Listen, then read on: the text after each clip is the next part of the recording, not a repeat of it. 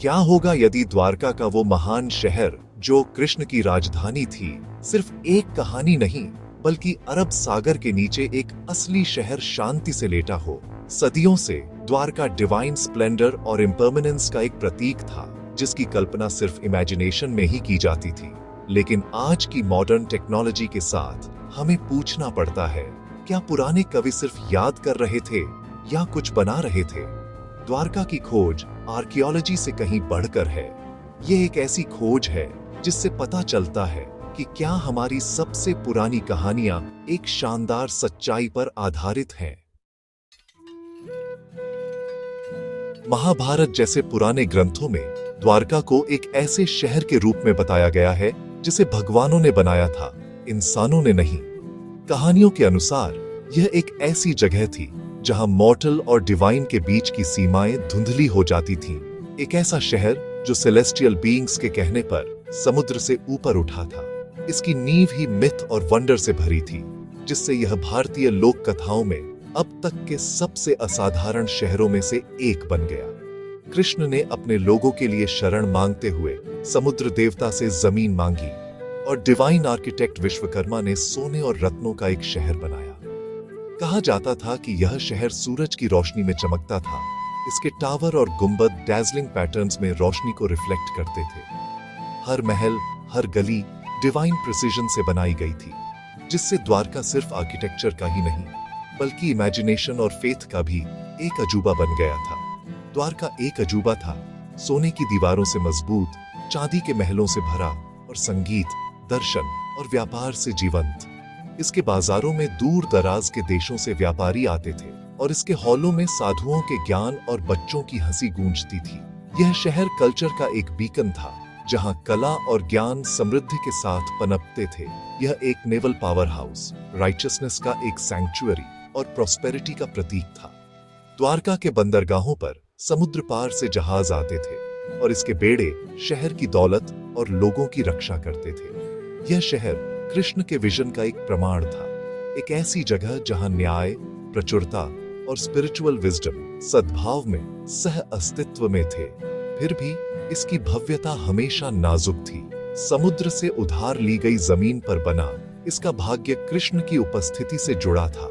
समुद्र, जिसने कभी शहर के लिए रास्ता बनाने के लिए पीछे हट गया था, हमेशा उसके दरवाजे पर मंडराता रहता था। शहर की इम्पर्मनेंस की एक साइलेंट रिमाइंडर। द्वारका के लोग इस ज्ञान के साथ रहते थे कि उनका स्वर्ग एक गिफ्ट था, गारंटी नहीं। शहर का अस्तित्व एक संक्षिप्त सुनहरा युग था जिसका अंत तय था। जब पृथ्वी पर कृष्ण का समय समाप्त हो गया तो समुद्र ने वह वापस ले लिया जो उसने दिया था। शहर और उसके चमत्कारों को लहरों के नीचे निगल लिया। द्वारका की महिमा एक किंवदंती में फीकी पड़ गई। उसके खंडहर एक खोए हुए युग के साइलेंट विटनेसेस के रूप में छोड़ दिए गए।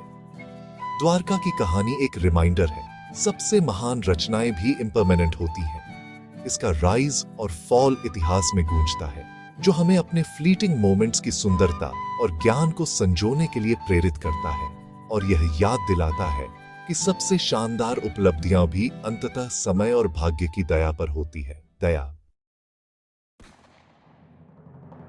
द्वारका का विनाश पहले से बताया गया था। कुरुक्षेत्र युद्ध के बाद गांधारी के दुख से जन्मा एक श्राप। यादवों, कृष्ण के अपने ही कुल ने एक नशे में धुत गृह युद्ध में खुद को नष्ट कर दिया, जिससे वह श्राप पूरा हुआ। कृष्ण के जाने के साथ ही शहर की डिवाइन प्रोटेक्शन भी खत्म हो गई। समुद्र ऊपर उठा और द्वारका को एक कैटेक्लिज्मिक फ्लड में निगल गया। महाभारत शहर के अंत को स्विफ्ट और टोटल बताता है। सोने के महल और बस्लिंग बाजार लहरों के नीचे खो गए। हजारों सालों से इसे मिथ के रूप में देखा जाता था, प्राइड और डेस्टिनी के बारे में एक पोएटिक वार्निंग। लेकिन क्या होगा अगर यह इतिहास था? सदियों से द्वारका के डूबने की कहानी को एक मिथ से ज्यादा कुछ नहीं माना जाता था। एक ऐसी कहानी जो पीढ़ियों से चली आ रही थी।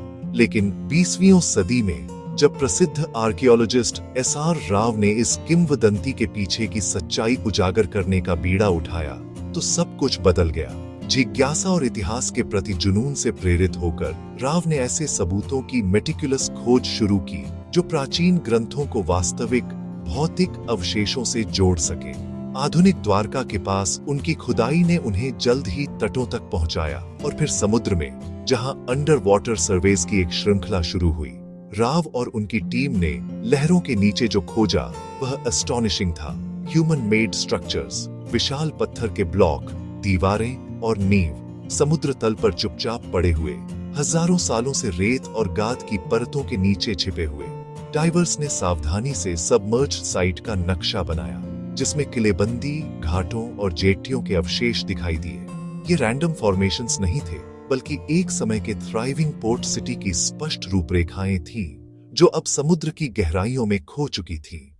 खंडहरों के बीच उन्हें ऐसी कलाकृतियां मिलीं जो अपनी कहानी बयां करती थीं। पत्थर के लंगर, पॉटरी शार्ड्स और औजार, हर टुकड़ा प्राचीन नाविकों और व्यापारियों के जीवन की एक झलक पेश करता था, जो कभी द्वारका को अपना घर कहते होंगे।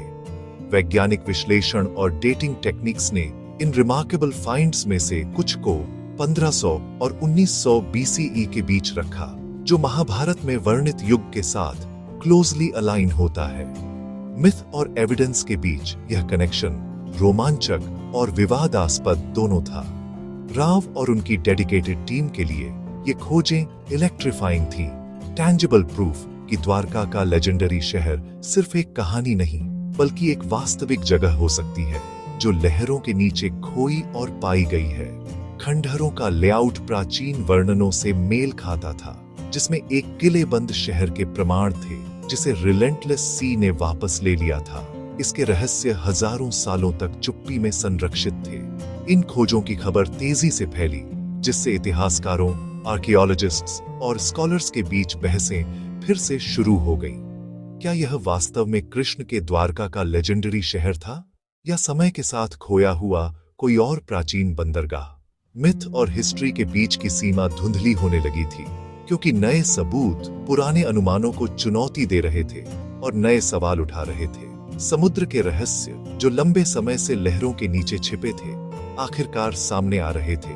दुनिया को द्वारका की किंवदंतियों पर डिस्कवरी की रोशनी में फिर से विचार करने के लिए आमंत्रित कर रहे थे। गुजरात के तट पर पानी के नीचे के शहर की खबर ने साइंटिफिक और स्पिरिचुअल दोनों कम्युनिटीज में उत्साह और विवाद की लहर पैदा कर दी। कुछ लोगों ने इस खोज को एक ऐसी ब्रेक थ्रू बताया जो इतिहास को फिर से लिख सकती है, जबकि अन्य ने इसे स्केप्टिसिज्म के साथ देखा और निष्कर्ष निकालने से पहले अधिक सबूतों की मांग की।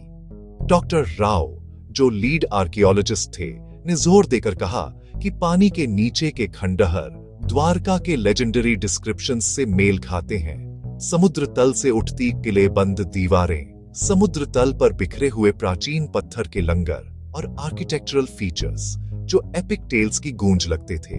डॉक्टर राव के अनुसार आर्टिफैक्ट्स और स्ट्रक्चर्स की टाइमलाइन महाभारत में वर्णित युग से मेल खाती थी, जिससे इस सिद्धांत को और बल मिला कि यह कृष्ण का खोया हुआ शहर हो सकता है। लेकिन स्केप्टिक्स ने तुरंत बताया कि सबूत ज्यादातर सर्कमस्टेंशियल थे। इतिहास में कई प्राचीन बंदरगाह और बस्तियां प्राकृतिक आपदाओं, बदलते तटरेखाओं या बढ़ते जल स्तर के कारण समुद्र में समा गए हैं। उन्होंने तर्क दिया कि खंडहर उतनी ही आसानी से इनमें से किसी भी खोए हुए बंदरगाह से संबंधित हो सकते हैं, बजाय खुद द्वारका के प्रसिद्ध शहर के। क्रिटिक्स ने डेटिंग मेथड्स और स्ट्रक्चर्स की इंटरप्रिटेशन पर भी सवाल उठाया, ये सुझाव देते हुए कि कुछ फॉर्मेशंस प्राकृतिक हो सकते हैं बजाय मानव निर्मित के, या कि अवशेष एक जेनेरिक प्राचीन बंदरगाह से हो सकते हैं बजाय मिथिक सिग्निफिकेंस वाले शहर के। कंबे की खाड़ी में एक और पुराने पानी के नीचे के स्थल की खोज ने रहस्य को और गहरा कर दिया। यदि कई प्राचीन शहर अब लहरों के नीचे पड़े हैं, तो क्या द्वारका वास्तव में अद्वितीय था, या भारत के विशाल तटरेखा के साथ कई डूबे हुए बस्तियों में से एक था? ऐसा लगता है कि समुद्र तल में अनगिनत रहस्य छिपे हैं। हर डूबा हुआ स्थल भारत के प्राचीन मैरिटाइम पास्ट की पहेली में नई परतें जोड़ता है। बिलीवर्स के लिए पानी के नीचे के खंडहर फेथ और लेजेंड की एक पावरफुल कॉन्फर्मेशन है।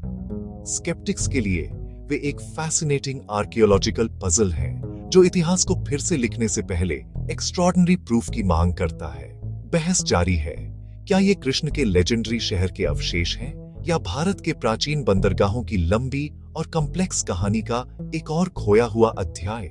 जैसे जैसे नई खोजें होती हैं और पुराने रहस्य बने रहते हैं, एक बात निश्चित है, डूबे हुए शहर का एनिग्मा कल्पनाओं को मोहित करता रहता है, जिससे अंतिम उत्तर टेंटलाइजिंगली पहुंच से बाहर रहता है।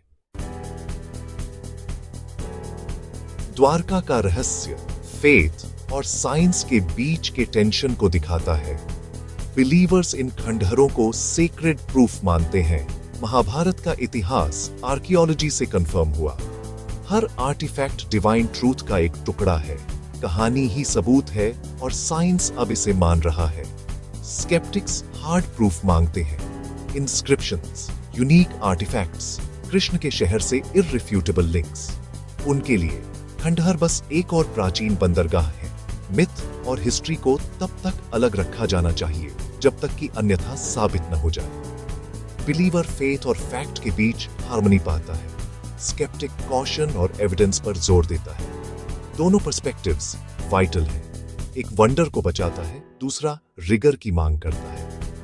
द्वारका की खोज बिलीफ और डाउट के बीच एक डायलॉग है। अगर द्वारका के खंडहर सचमुच कृष्ण का शहर है, तो यह भारतीय इतिहास को फिर से लिख देगा। यह साबित करेगा कि हड़प्पा वासियों के साथ एक सोफिस्टिकेटेड अर्बन सोसाइटी मौजूद थी। महाभारत वास्तविक घटनाओं का एक क्रॉनिकल बन जाएगा, सिर्फ मिथ नहीं। द्वारका, सिंधु घाटी और बाद की भारतीय सभ्यता के बीच के गैप को भर सकता है। हमारे अतीत में एक मिसिंग लिंक। फिर भी एम्बिग्विटी बातचीत को जिंदा रखती है। Science versus faith, evidence versus story. लहरों के नीचे का शांत शहर हमें पुकारता है। जो कुछ खो गया है उसका प्रतीक, और वह सब जो पाया जा सकता है, चाहे वह कृष्ण का फेबल्ड शहर हो या कोई और भूला हुआ बंदरगाह, द्वारका का रहस्य बना हुआ है। खोज जारी है, जैसे हम लेजेंड की गहराइयों में सच्चाई की तलाश करते हैं।